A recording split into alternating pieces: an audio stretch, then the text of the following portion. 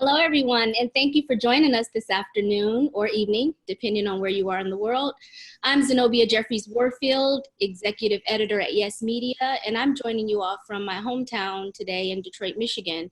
I want to welcome you to our very first virtual Yes Presents event. And for those of you who may not be familiar with Yes, we're an independent, nonprofit, reader-supported media outlet based in Seattle, Washington. And for more than 20 years, Yes has been inspiring people to create a more just, sustainable, and compassionate world. We do this through journalism, specifically by reporting on what's possible when communities come together to solve the greatest challenges of our time, like local or global rather, pandemics and systemic racism, which we'll discuss shortly. In the meantime, if you don't already, I want to invite you to subscribe to our newsletter, A Better World Today. The link to subscribe has been made available in the chat. And for our friends following us on Facebook Live, you may visit yesmagazine.org/email. Before I introduce our esteemed panelists today, just a brief note on the event format. We'll have about 40 minutes for discussion between the three of us. And to avoid distractions from the audience, we've muted all audio and we've turned the chat off. But following the discussion, we'll open up the Q&A. You should see a Q&A panel at the bottom of your screen where the chat and participants and all that is located. And you can put your questions in there. And we'll have about 15 minutes at the end of the program for you to ask the panelists questions. Now, it's my pleasure to introduce you to Dr. Nafeez Ahmed, award-winning investigative reporter, best-selling author, and research fellow at the Schumacher Institute for Sustainable Systems. Nafeez penned the cover story of our Yes Magazine summer issue, Community Power, and he joins us all the way from London, where it's about 8 o'clock in the evening, right, Nafeez? So thank you for spending your evening with us tonight. Also joining us from Bainbridge Island, Washington this afternoon is someone I believe most of our readers are familiar with, Dr. David Korten, co-founder of Yes. David is an internationally recognized author, speaker, and engaged citizen dedicated to the work of advancing the human transition to a new civilization, a new economy, and a new economics. Thank you, David, for being with us this afternoon. As we get started, I want to take a minute just to frame our discussion. Yes, we are still in the midst of a pandemic. Whether we're still the beginning or the middle, we can't say, but we do know it's not the end, at least not in the US, where 138,358 people have died to date. And cases are once again on the rise, hitting Black, Brown, and Indigenous communities the hardest.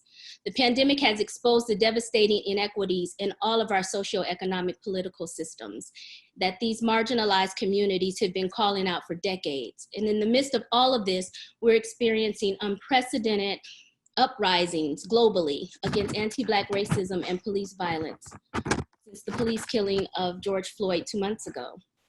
Today, you'll hear from our panelists how we got to where we are and how together we can get to where we want to go. I've asked Nafeez and David to provide us with an opening statement to frame their thoughts upon us entering this conversation. So, Nafeez. Thanks, Zenobia, for that introduction. I guess I'd like to frame it by centering on a theme that I wanted to kind of close my piece with that I wrote for you guys. And that theme was the idea that we're kind of moving into this inherently transitional moment. And then, in a sense, there is a certain degree of inevitability about the moment that we're in, that we've scaled the kind of, the growth and the peak of the life cycle of our current form of civilization. And we now find ourselves in kind of the last stages of that life cycle, which in one sense is extremely scary. And we're watching as many old structures and systems are crumbling and collapsing in different ways. But at the same time, there is this really unprecedented opportunity for transformation. And I think kind of navigating that moment, trying to understand what that means is, I believe, the mission of our times. whatever direction you're coming at it from, whatever community, whatever nation, I think recognizing this transitional moment for what it is a truly historic moment, and an objectively real one, not just something that's in our heads, a way of interpreting, but actually this really is the breakdown of an old system and the potential for something else to emerge. I think this understanding of this being a systemic process that we're going through is really important. That's something that I keep myself trying to understand. Thank you, Nafeez. David? Yeah, it's very interesting the way you put that, Nafeez. It's great to be with both of you today. You know, what you just described is basically the reason why we founded Yes back so many years ago, to communicate the message to the world that there is an alternative to the status quo, because it's been quite evident for a long time that humanity's been in a self-inflicted existential crisis, destroying Earth's capacity to support life, which puts us on a path to self-extinction, which should be getting everybody's attention. And it tells us that our future depends on deeply transformational transition to a new civilization, as you suggest, based on voluntary simplicity, power sharing, strong community, care for one another and Earth, all the things that we currently have been denying. Extreme and growing inequality did not seem to get our attention. The growing evidence of climate crisis and general collapse of Earth's environmental systems didn't get our attention. But the experience of the coronavirus is drawing our attention to all of these and more. The reminder that we do not control nature, we depend on nature. Raising awareness of the systemic racism that permeates our current system. Raising awareness that the most essential workers in the economy, the ones on which we depend for our essential needs and means of living, are the most exploited and generally least rewarded of all workers. By contrast, the financial speculators, who are the least essential and most exploitative of workers, are the most highly rewarded, a sign of extreme system failure. We're raising awareness of the extreme disconnect between the financial economy devoted to making money and the real economy devoted to meeting needs of real people. Just extraordinary how the stock market maintains a very high level in the midst of the real economy in total crisis. Then the US Congress and the Federal Reserve taught us that money can be created instantly out of nothing, which is a very important lesson because it tells us that money should never be a society's defining constraint. And yet having more money does not in itself solve anything. It has to be used in a way that puts real resources to work meeting real needs. So we're now in a position, we're talking, you know, the establishment talks about return to business as usual. But I think we're becoming increasingly aware that that is neither possible nor desirable. We must focus on defining what we want at this moment of opportunity and how do we get there in ways that are consistent with our reality as living beings born of and nurtured by a living Earth. So back to you, Zenobia. David, in a previous conversation, you said that the virus isn't our enemy and that historically viruses have pushed us toward the development of our species. Can you explain what you mean by that? Yeah, actually, I think that's more a question for Nafeez, because he's dug much more deeply into that than I have, and of course covered it in his Yes article. Do you want to pick up on that, Nafeez? Yeah, because what Nafeez wrote, because I had the question for him was that he wrote that scientists warned us, right, that the pandemic was inevitable, and subsequently the pending collapse of our global systems was also inevitable, and. But the other piece of that is that, you know, there are many kinds of viruses, and you know what I picked up from Nafeez's article, which is is basic science, that the whole of life depends on viruses in many ways. I mean, life is such a complicated process, and it is, in a sense, the cooperative efforts of all these different variety of species and beings. And you know, much of our existence depends on the work that viruses do within our body and within the general environment. something that we rarely discuss. Now, this particular virus is clearly a rogue virus.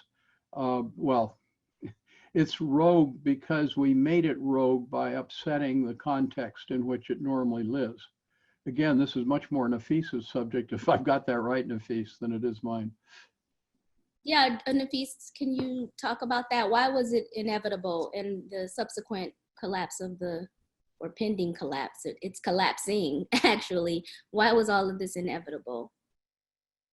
Yeah, sure. I think on the question of recognizing that the virus isn't our enemy, and I think what I was getting at was some of I think the fairly well established, although there is still innovative research being done in this area.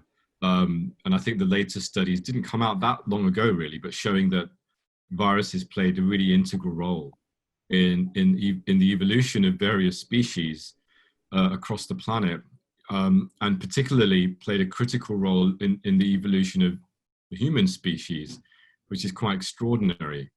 And in terms kind of the paradigm that we kind of live in, this idea of viruses, the viruses are not really the enemy.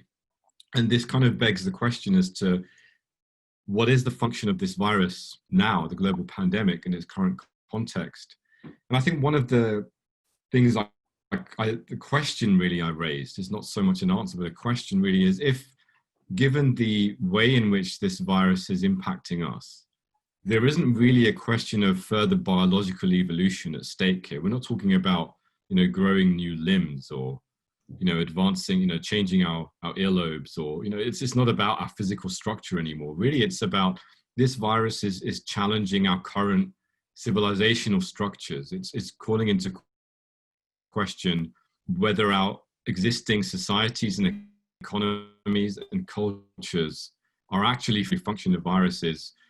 When you take that context and you apply it to our current predicament, well, isn't the virus calling us to question our current paradigm and saying that the next step of our evolution is something really quite different?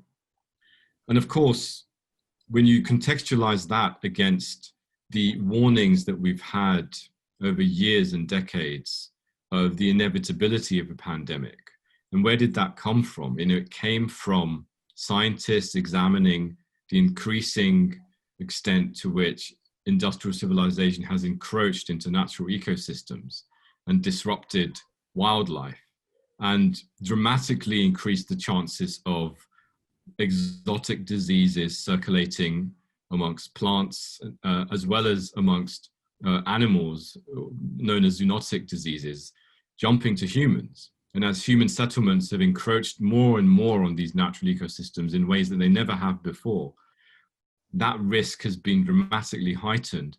And it led different scientists over the last decades or so to issue multiple different warnings of the inevitability of a global pandemic at some point in this context, if we carry on in this way, due to all sorts of things, not just the increasing chance of these viruses jumping to humans, but also being transmitted across our tightly coupled, interconnected economic systems, our transport systems, and all the other ways in which our urban environments are designed, which increase these risks of transmission so rapidly.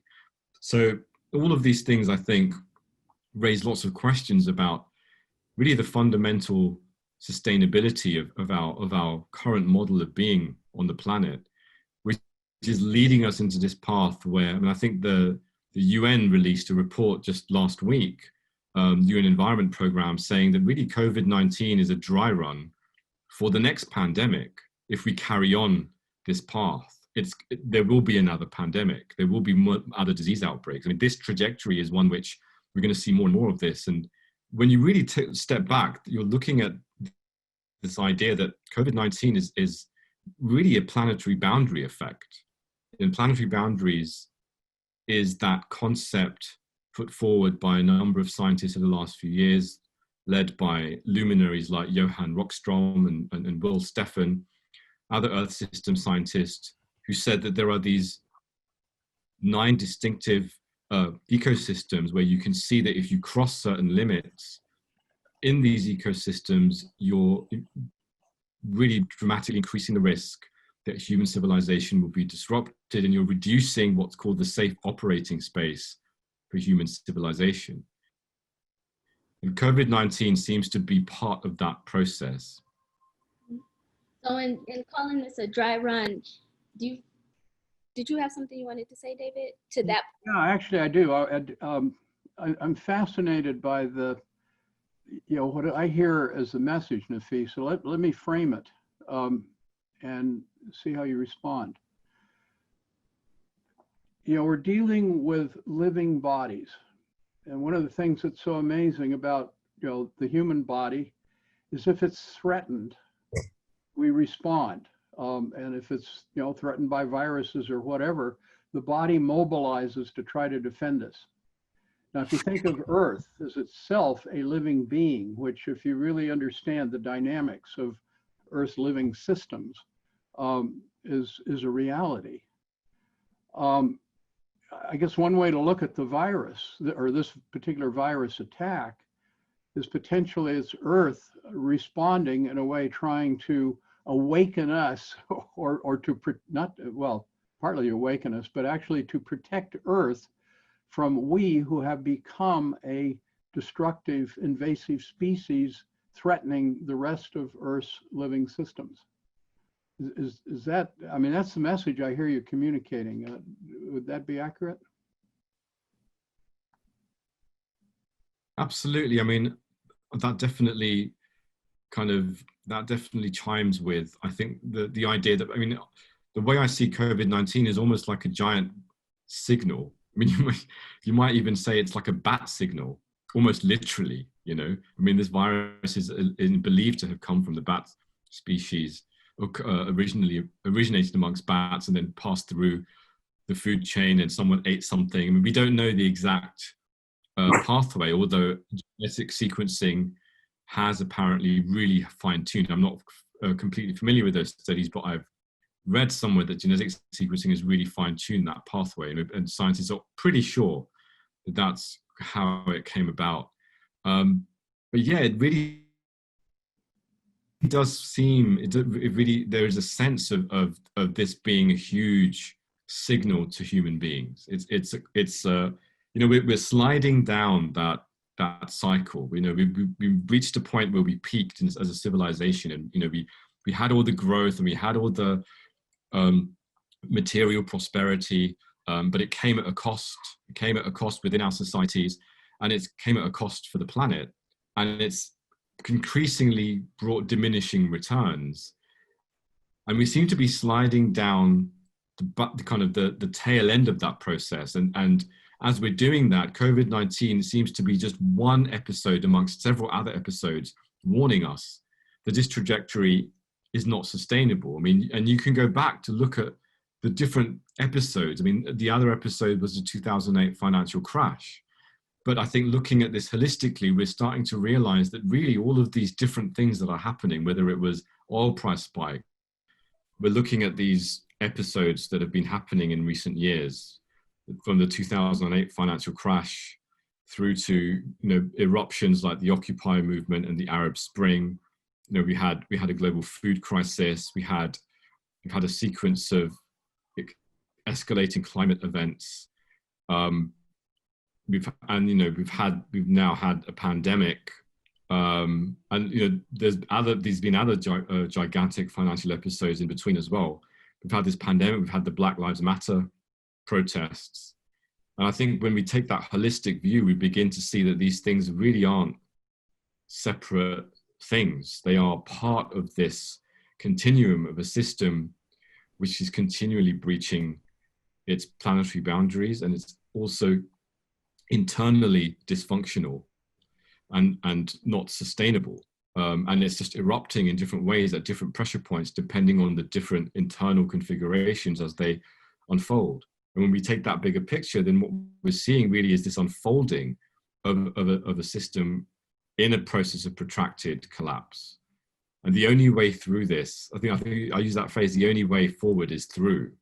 You have to get through, we have to go through this and get to the other side. And so I want to lift that and try to take us to the other side of how we do that and get through this together. You referenced it, someone's saying it was a dry run, right? And if we don't get it right, if we don't course correct, if we don't do something toward transforming the systems as they are, that we're looking for something even worse on down the line. And I know that we didn't write about it and didn't cover it in our community power issue, but we referenced marginalized communities and people who were being most impacted by COVID.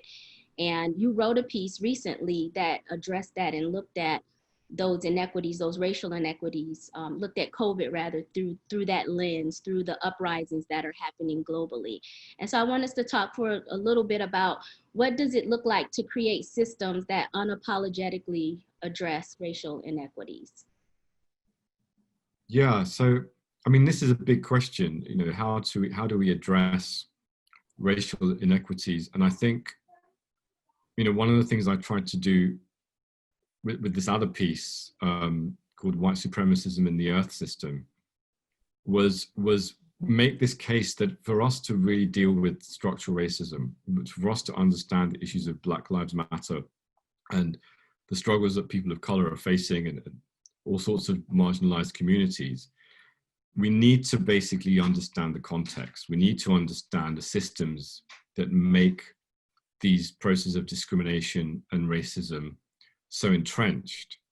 And when we do that, we begin to see that really these are not, again, we begin to see that the crises we're facing are not separate. And I think one of the challenges that we have is we inhabit epistemologies and, you know, ways of seeing and understanding the world and ways of being in the world, which are deeply fragmented.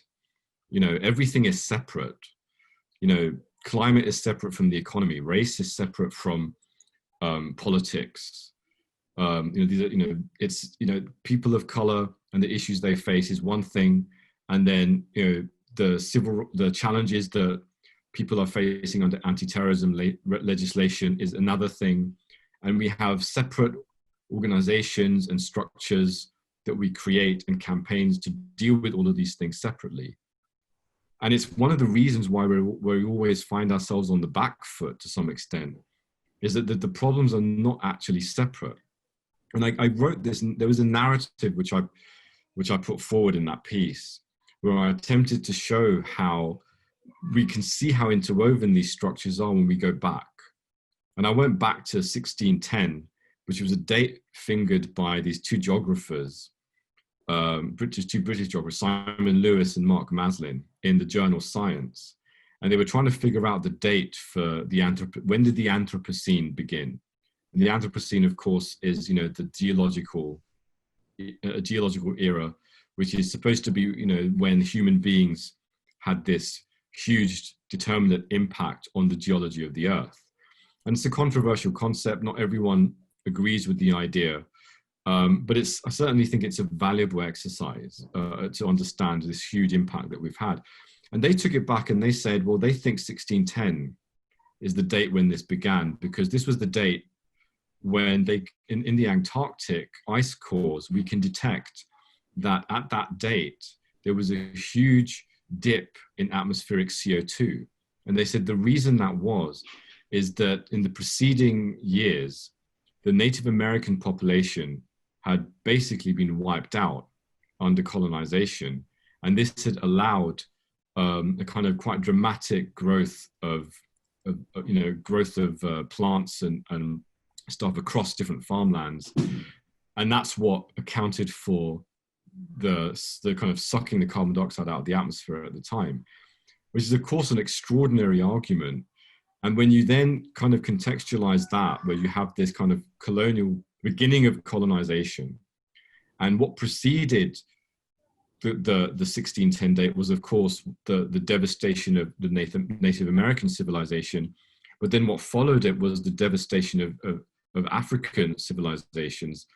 And we saw literally 9 years after the 1610 date, the first African slaves arrived in Virginia, carried by a British ship. And this was the beginning it wasn't the beginning of the slave trade, but it was certainly the beginning of what you might call the systematic transatlantic slave trade, which is a very specific structure, which of course led to the deaths of tens of millions of Africans, by some estimates, something like 65 million, according to R.J. Rommel, over a period of centuries. And of course, the slave trade was integral to the financing of the Industrial Revolution, according to various historians like Robin Blackburn and others. And they've documented how slavers often played, specific groups of slavers played really specific roles in the Industrial Revolution in Britain. And this, of course, paved the way for the emergence of the age of fossil fuels, and eventually led us into where we are today with the exponential growth economy, which is so dependent on oil and gas. And this, when we take that approach and we see how these structures of racism that were forged in the period of colonization and slavery, which became baked into our societies and cultures, but they were very much part of the same structures which were exploiting the earth system. And these two things really came hand in hand. And it's really interesting to see how this dynamic of otherizing different people came about in concert with otherizing the resources of the earth, and really were part and part of the same exploitative system. And it's a system that we live with today. And even though this system has recalibrated and redefined itself, it's those structures haven't gone away. They've just recalibrated. And I remember one of the statistics that I learned only recently, I'm embarrassed to say, during the Black Lives Matter protests, about the number of Black people in prisons in America being several times more than the number of slaves who were basically enslaved, I think around 1850, before the Civil War.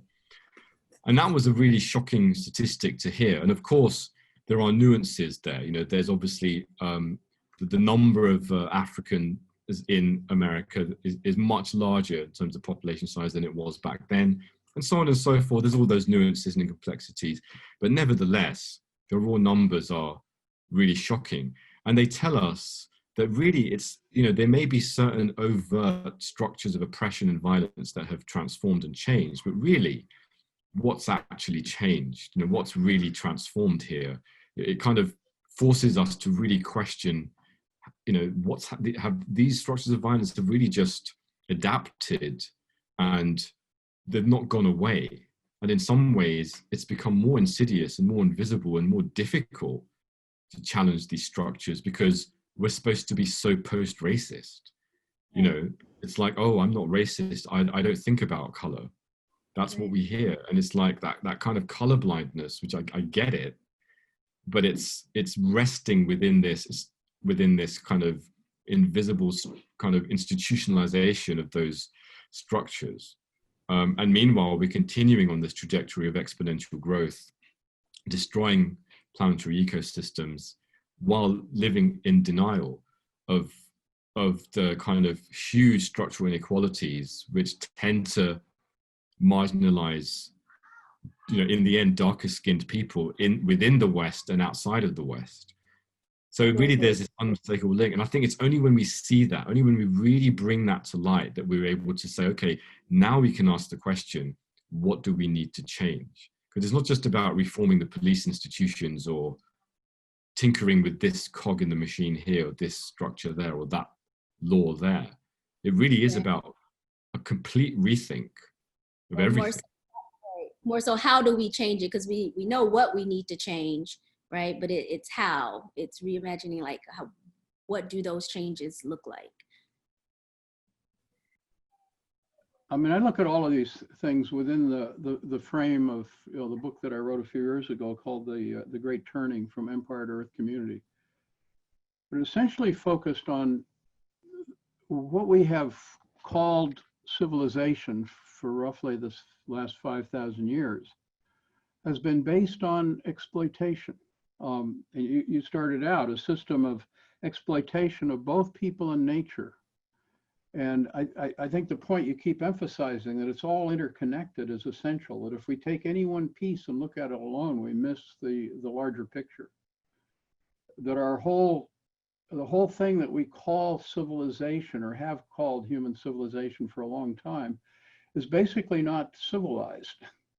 It is fundamentally uncivil, and ignores the fact that life exists and can only exist in living communities that self-organize to create and maintain the conditions of their own existence.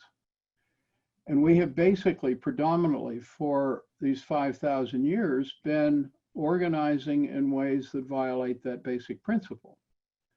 Which, as you suggest, could well explain why Earth is finally getting fed up and saying, I think maybe I made a mistake with this human species, and maybe I need to get rid of it so that we can recover the rest of life on Earth.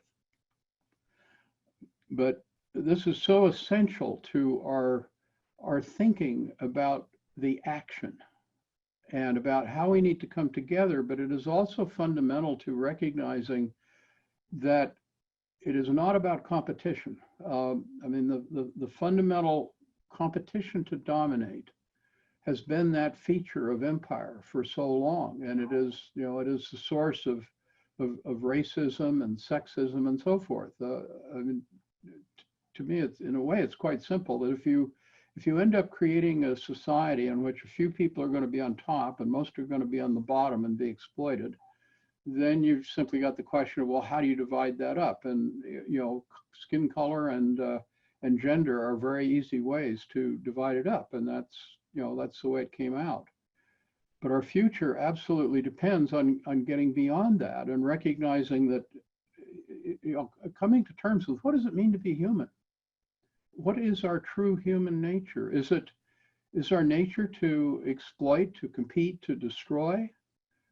Or do we recognize, as an increasing number of people are pointing out, that our deeper nature is basically to love, to cooperate, and to share?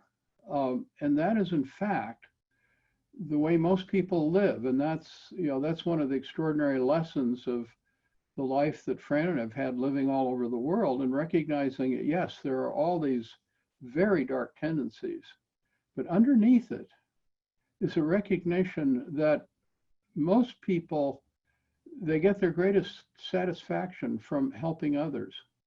The thing that's been most stunning to me is the evidence that if you need help in another country, look to the poor people. They're always there to help you out. It's just incredible. But this is all part of the fundamental rethinking of, what does it mean to be human? What is our human nature? And then the question of, what is our role in relation to this unfolding of the evolution of life? Is it to try to stop the whole process and destroy life on Earth? Or is it to find our capacity to be healers, to be facilitators of Earth's living systems and healers of one another, which changes the whole picture of how we think about the future and think about the alternative that we can create, to create a world in which, well, in a sense, in which skin color is irrelevant, beyond being a source of beauty and pride. That this is part of what makes us interesting, but we have to recognize that we all have very similar needs ultimately, and we need to, a major pieces of the change we need to navigate, and it's probably time to bring this in. Our whole question of how we measure progress. We currently globally measure it in terms of growth in gross national product. Now, if you really understand gross national product and understand the economy, you understand that if you organize the economy to grow GDP, what you're going to end up doing is destroying Earth's capacity to support life. And you're going to end up with a few billionaires controlling all the wealth and controlling the world. that we need to measure progress by indicators of well-being, and those have to recognize the issues of race and gender and so forth, so that we're thinking together about how we increase the fundamental well-being in terms of the ability to meet basic needs of all the world's people, but also doing it in ways that actually support the health and well-being of Earth's regenerative systems. And that becomes the great challenge that we face. And it's, you know, it's a thing that I've noticed in the two recent Yes issues.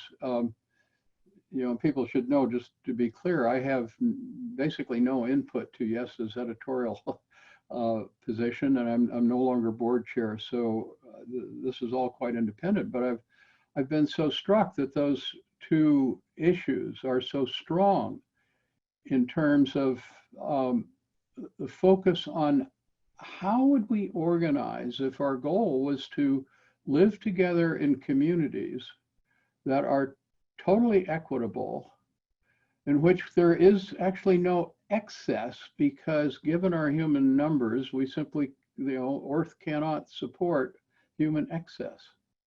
But it can support our well-being if we approach it in a way that recognizes that our role as a species is not to kill Earth or not to destroy its capacities to live, but rather to facilitate the healing of the damage that we have caused, and beyond that, find our place in life's continuing evolution toward ever greater complexity, beauty, awareness, and possibility.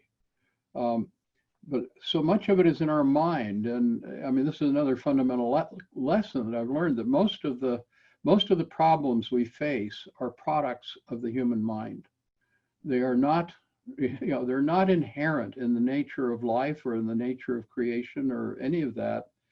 And if they're only in our mind, it means that it is within our capacity to change them almost instantly. I mean, there is no external barrier. And to me, that is ultimately what Yes Magazine is about. What we founded it to do, to help us facilitate the change in our thinking. And it is a process that absolutely requires the combined effort of all the world's people, but it requires the input particularly of those who have been most excluded in the past, because there's no one that understands the issues of the dysfunction of our current system, as well as the people who have been externalized and exploited by those systems. Exactly. But it has to be a focus not on, you know, how do we become equal opportunity exploiters and oppressors, but rather how do we together create a system in which there is no oppression.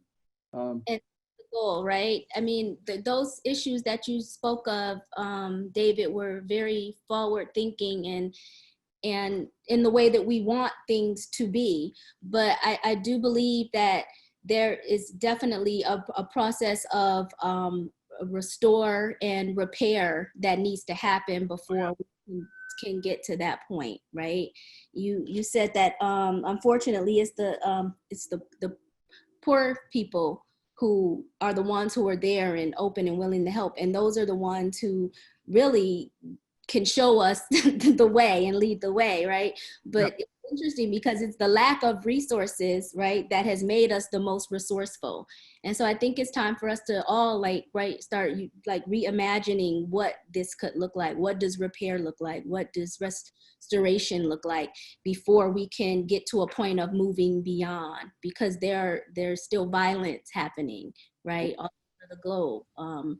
And particularly to Nafeez's point, to darker skinned people in the world. And so, how do we address that? And those are some of the things that we want to kind of invite even all of those folks who are like almost 800 people on here listening to this discussion. So that's kind of exciting, but we want to really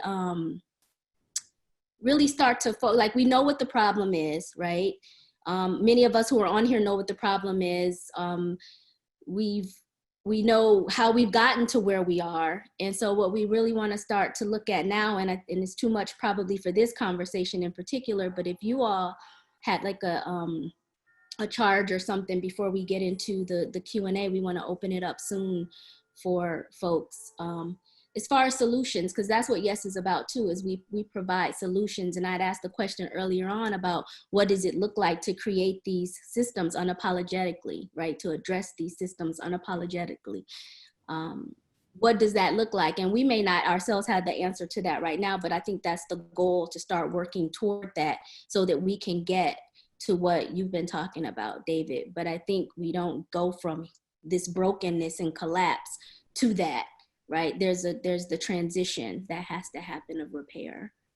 Well, I mean, the changes that we have to navigate are phenomenal.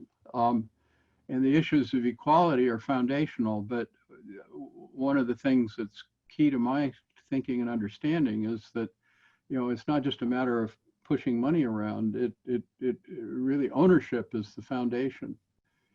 And the dysfunction of the economy is really emphasized by the extreme maldistribution of ownership. And you know, the kind of framing concept I believe we need to work with is that, in a sense, everyone should have an ownership stake in the production of their means of living. So, you know, it's not so much about redistributing income. It's about getting down to the foundation. How do we redistribute ownership? You know, which is an issue that the Yes has also dealt with in the past. And it's not an either or, it's both and, right? You like to say yes and, I like to say it's both and. You know, it's not just, I mean, it's not just the one thing, and that is a whole other conversation. Did you want to jump in and say something, Nafeez, before we go to the questions from our participants? Sure. I mean, I think the question of when you're looking at these crises and you're looking at all of these structures and we're talking about these big things, it can feel extremely overwhelming. And you feel like you're just a small little individual. What can you do against this monolithic, overwhelming structures? I think there's a number of important insights that are really important to hold at this time. The first is that from a systems point of view, when we are understanding the breakdown of these systems, we begin to see that the old paradigm is genuinely weakening and falling apart. And as that happens, it's creating a new space. And that's why we're experiencing an increasing sense of chaos. And all of you who are listening will probably agree that you've noticed a sense of acceleration in the last few years in so many different areas of your life personally, as well as in trying to make sense of the streams of media information. The speed of events and the sheer proliferation of events is accelerating in ways that are increasingly overwhelming. And this is real. I mean, the reason I mention this to you guys, and I'm saying just sit with that for a bit, is because I'd like us to kind of just reflect on what that means. This is not just a subjective phenomenon. This is something everyone on the planet is experiencing. It's real. We're in it. That transitional moment is taking place. Our sense-making systems are breaking down. Our political and economic systems are fracturing. Our social systems are falling apart in many different ways. That breakdown is happening. And the reason there is a sense of chaos is because there is an opening. And we don't know what to do with it. We don't know where to go with it. We're very confused, but there's an overwhelming sense. But that opening means that there is a space for action. There is a space for change. And when those openings take place within those phase shifts that take place in systems, it means when you take small actions, they have outsized impacts. And whereas before, you might have done something and it kind of doesn't really have any impact because the system is very stable, we're not in that phase anymore. We're in a phase when the fringe can become mainstream, and that's the sword that cuts both ways. It means that there is the risks of Donald Trump's and Boris Johnson's and all the rest of it. But it also means that ideas like the Green New Deal suddenly have huge currency. They're suddenly part of the political debate. suddenly you have major political parties talking about these concepts. And even in the European Union, the Green New Deal is an official policy. So the reason I'm bringing this up is because it's first important to realize that change is possible and that small scale actions can have huge impacts, perhaps in ways that they may not have been able to do, several decades ago.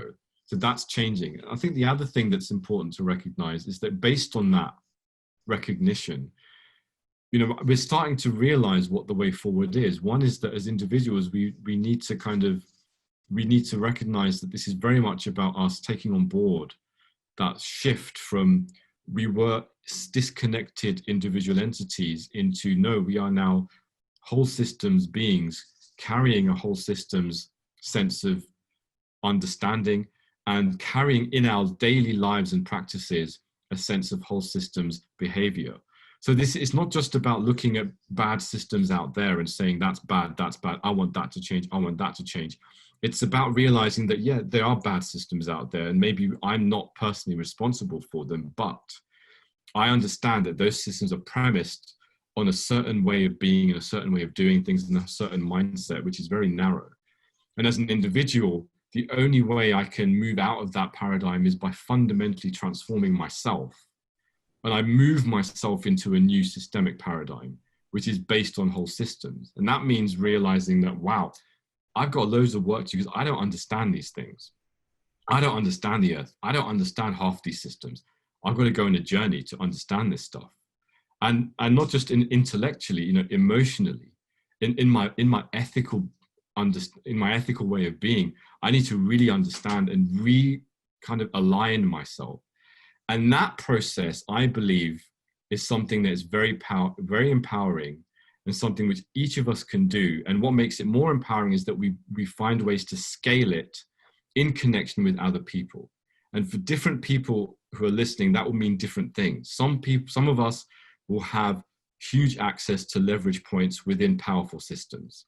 Some of us will be slightly more middle class and have a degree of access to various types of institutions, maybe in the workplace, maybe in leisure, and so on and so forth. But all of us, no matter what, will have access to family, access to communities, access to different sectors of society at different levels.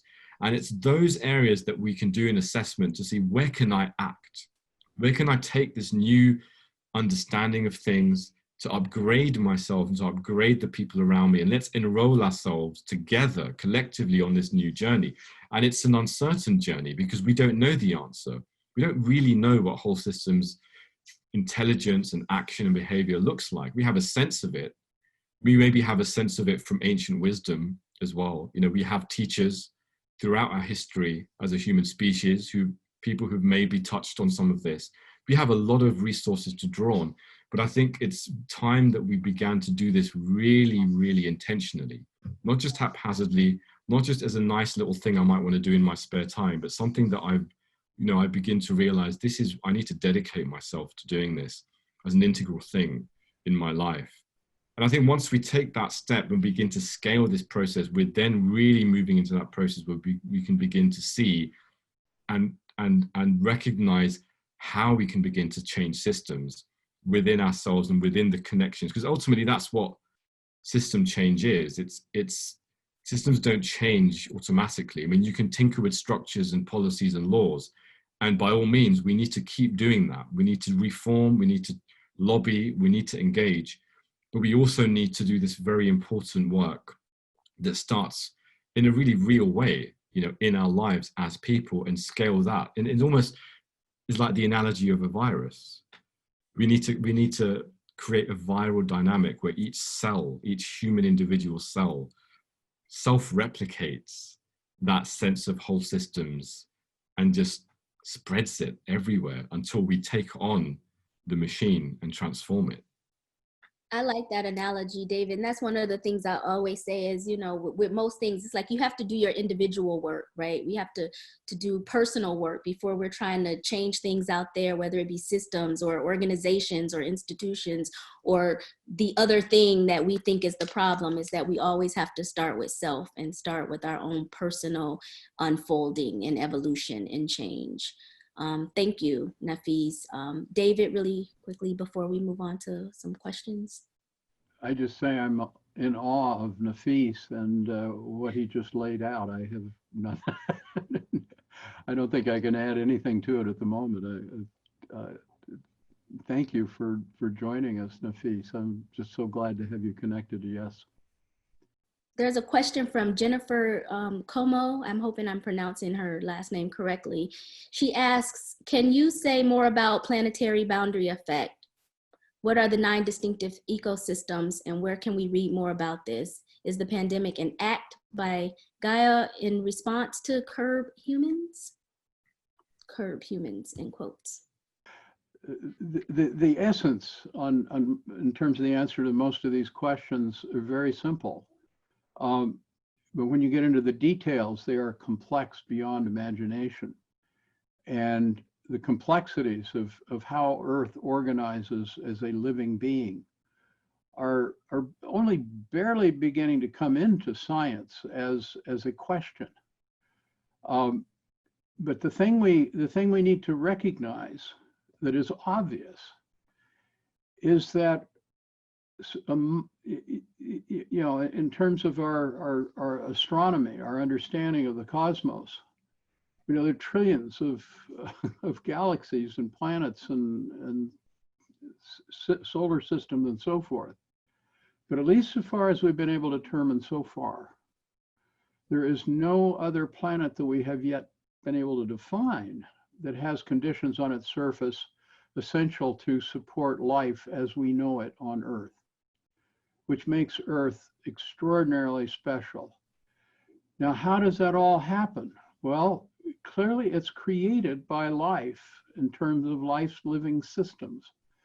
And, you know, much of it started with the viruses and with bacteria, the single-celled organisms that over time learn to live together, to come together to form ever more complex organisms. And in the process, changing in the most fundamental ways this planet and the systems of soils and atmosphere and climate and all of that are essential to our living. And our challenge now is to embrace our humility in a way, but also embrace our fundamental human desire to serve. And that's something that, you know, again, part of this, you know, go to the poor if you want help. But it's part of this sense that most of the people I know, their greatest satisfactions come when they know they have been of service to another person or another being. And that to me defines our fundamental nature. Now, what we need to learn to do, as Nafeez is stressing, is how do we learn to do this as a species?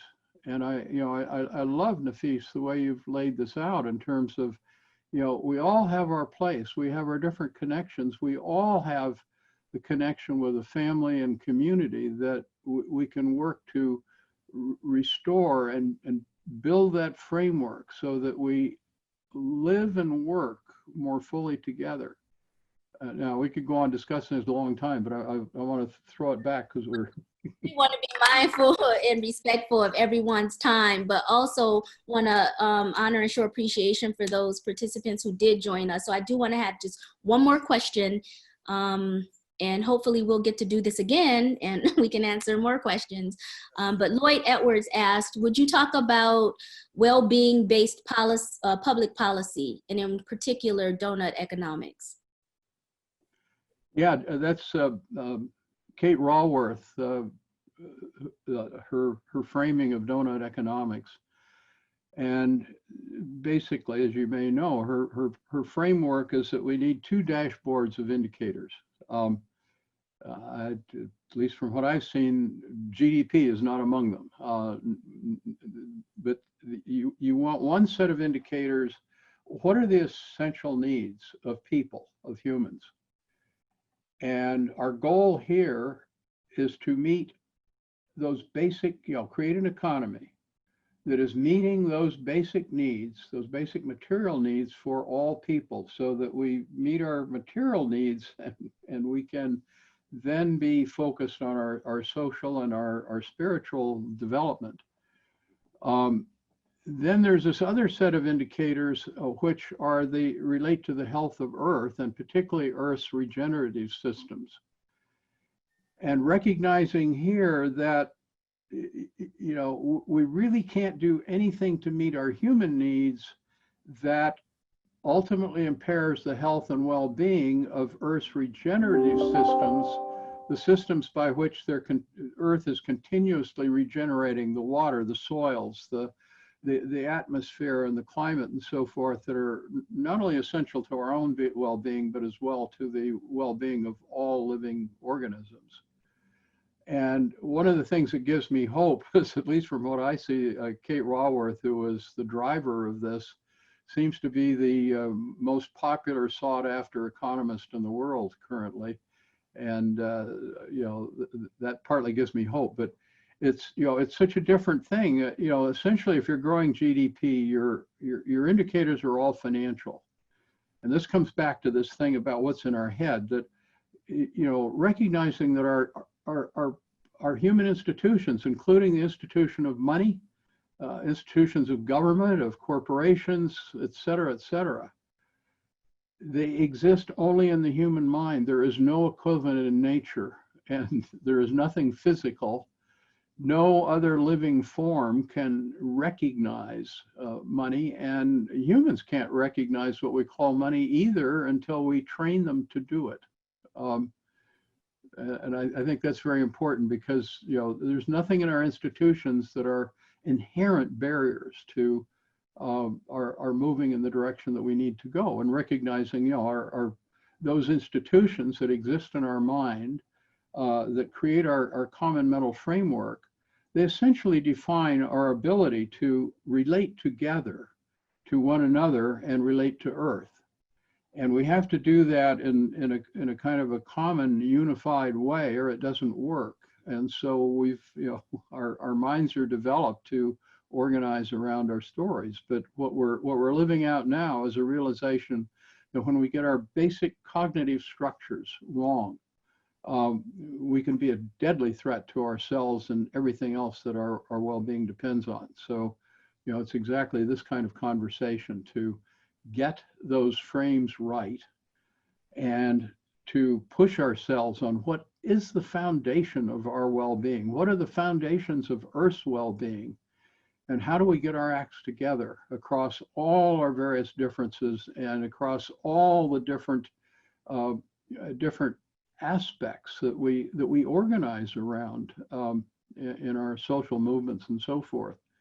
You know, there are needs for all these individual actions, but it only works if the individual actions are taken within this larger framework of the whole that we have to heal together. Thank you, David. I'm glad that you kind of wrapped up with what gives you hope. And I want to just thank you and Nafeez both for taking the time to join in this discussion with us and to share it with so many people who've tuned in to listen to you all. And my hope is that they've received some kind of hope or inspiration for the conversation, at least that it was a seed planted, right, for some, and watered for others, and that we can kind of, you said the other day about the best discussions you've ever had were those where you learned something. And so I hope that everyone joining us today, you know, learned something, and that what they felt like they didn't know, that they can look it up. We have, there'll be an email that goes out following the event, and we'll have some of you all's resources and in your works along with that email, so that they can follow up on some of the things that you all have talked about. So you all can look out for that. I do apologize that we weren't able to get to everyone's questions. It's like we have almost 100 questions in the Q&A. Next time we'll probably try to schedule this for a little bit longer, but unfortunately that is all the time that we have.